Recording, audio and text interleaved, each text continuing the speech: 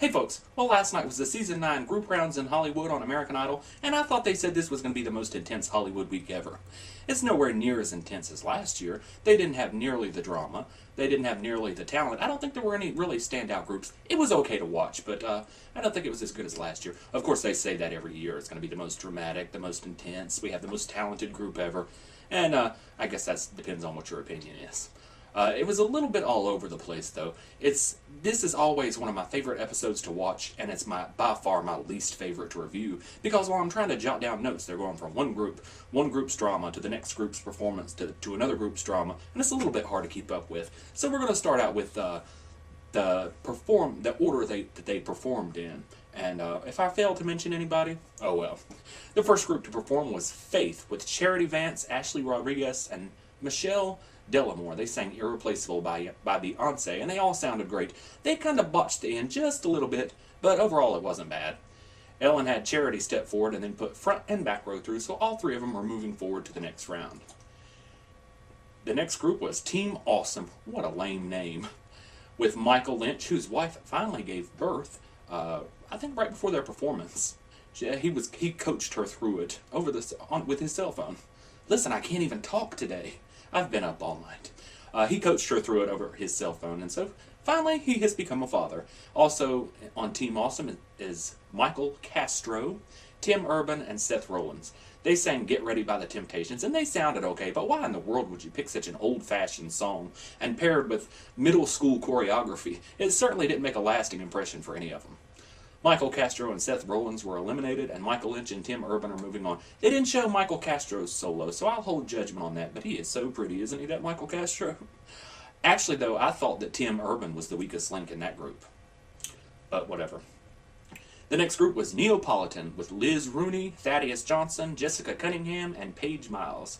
They sang Bad Romance by Lady Gaga, and it was mildly entertaining. At least they didn't pick a song from the 1950s. Though I did think they could have left out the quirky Gaga ooh la la part. That sounds so weird when anybody besides Lady Gaga sings it. Actually, it sounds weird when she sings it too, but this Lady Gaga is to be expected. Ellen had all of them step forward, and they are all moving on to the next round. Okay, Ellen, the fake out was a little bit clever the first dozen times. It's getting a little bit old now. None too happy that Neopolitan made it through was their rival group, Destiny's Wild. They were convinced that Neopolitan had stolen their performance since they had already decided to do theirs a cappella and doing the same song. And no, they said they stole their dance moves. They acted a little bit childish about it all, I thought.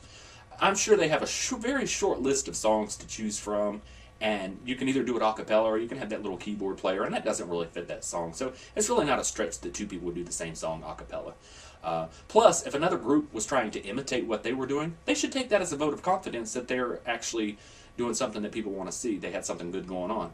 They acted as if they wrote the song themselves and somebody else had come and plagiarized it.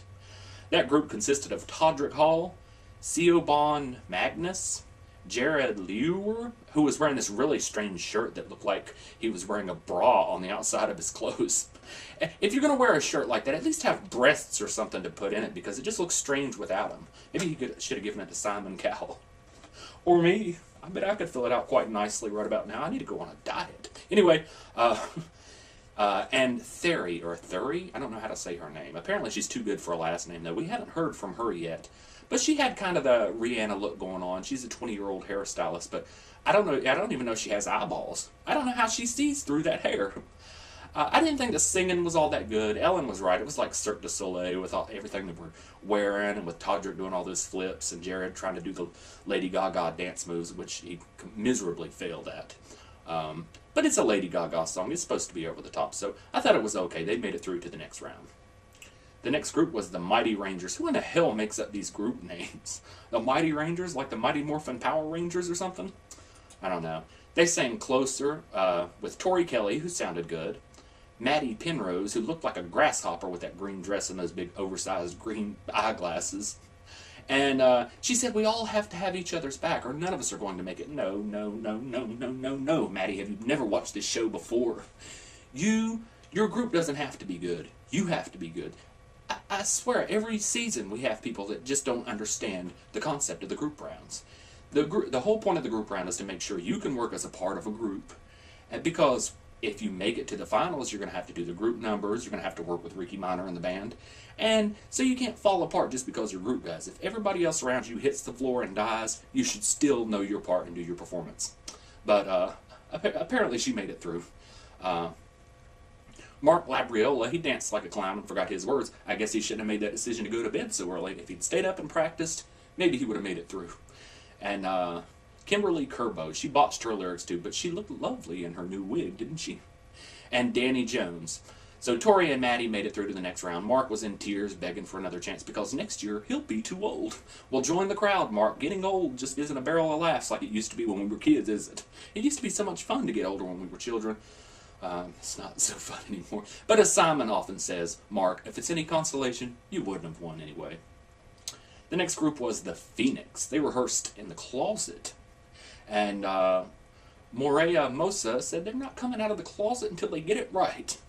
She rehearsed in that same closet last year with Danny Goki and Jamar Rogers, so she thinks it's going to be good luck. Why? You didn't make it last year. Jamar didn't make it last year. Danny was the only one. They had to take the stage minus one of their original members who decided to quit as opposed to humiliating herself. They tried to sing Wayward Son. Jeff Goldford, I thought he looked and sounded a little bit too past the cutoff age. He looked a little bit old, didn't he? He sounded old too. Moorea Masa forgot her words. How do you do that? You only sing one, she's only singing 1/4 of the song and still can't even remember your lyrics. Ben Honeycutt messed up his lyrics too, just a little bit, but he looked gorgeous, didn't he? He was once rumored to be in the top 24, but he was cut. And Jermaine Sellars. Oh, gosh. When Jermaine Sellars went for that high note, I thought they had switched to footage of old Big Mike's wife giving birth. It sounded horrible, didn't it? Kara said it was like Survivor. Moorea tried to explain their hardship and proclaimed they would all be happy whether they made it or not. Oh, that's such a liar. She's such a liar. That's it. I hate it when people say that because they're not going to be happy if they get cut. And she was cut. Simon pointed out that they had 12 hours to learn the song and called it rubbish. So Ben and Moorea were cut, and Jermaine and Jeff are moving on to the next round. Next was my girl Haley's group.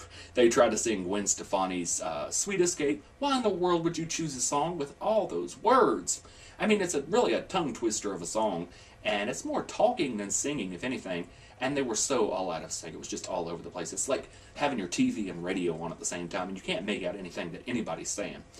Also trying to sing that song was the next group, The Big Dream, with Matt Lawrence, the former bank robber, Amanda Shectman, the dramatic Tatiana Del Toro clone, and two random guys with apparently no names. They were so horrible that it was an instant no for them. Amanda left in tears, and she smeared her mascara all over her face, I guess for dramatic effect. She was calling somebody on the phone, and she said, "They looked at us all like we're such idiots." She's so dramatic. The next group was Middle C with Janell Wheeler, Jermaine Purifoy, and Casey James. They sang Closer by Neo, and it was pretty good. It seemed effortless for them. You wonder how some of these groups struggle so much, and then some of them just come out there and just do it with no problem. That's what they're looking for. And your group doesn't have to do it with no problem, just you. The next group was Three Men and a Baby with Andrew Garcia. Was there ever any doubt that his group was going to be good? Katie Stevens, JB Afua, and I'm not sure who the fourth guy was. I don't think they ever said. Kara told Katie Stevens that she could win the whole thing. Hasn't Kara said that several times this season? I think she's trying to tell that to everybody so then later on she could say she predicted the winner. They sang No One, and it was a yes for them. And the last group of the night, and it took a month of Sundays for them to decide who was going to be in the group, was the Dreamers with Hope Johnson, Margot May, Aaron Hundley, Alex Lambert. Wouldn't you hate to have that name this season? Almost like Adam Lambert, like a 4-letter A name with the last name Lambert. And he's going to get those comparisons all the time. He's not going to be able to live up to Adam Lambert. And rocker mom Mary Powers, who decided she wanted to take control of the group, and she was trying to push everybody around from the people in her group to even the vocal coaches. She was on a power trip, proclaimed that she wasn't, but she should have worried about herself and not the group, because I'm sure the judges watched this back before they make their final decisions on who's going to be in the top 24. So I think she just ruined herself, because you have to work as part of a group. You're not the leader of a group. And they sang Dreams by Fleetwood Mac, and Kara said it sounded like the dream died right there on stage, and it did. My mom, she's staying with me because she just got out of the hospital, so she's staying with me for a couple weeks. And she fell asleep like 5 minutes into the show and woke up like 5 minutes before it was over. But she liked Mary Powers. And she says, has my rocker mom came on yet? I said, yeah, they've been showing her, and she's too dramatic. I liked her at the beginning of the episode, and I didn't like her by the end. And you know when you gain the nickname Rocker Mom, you're not going to make it that far.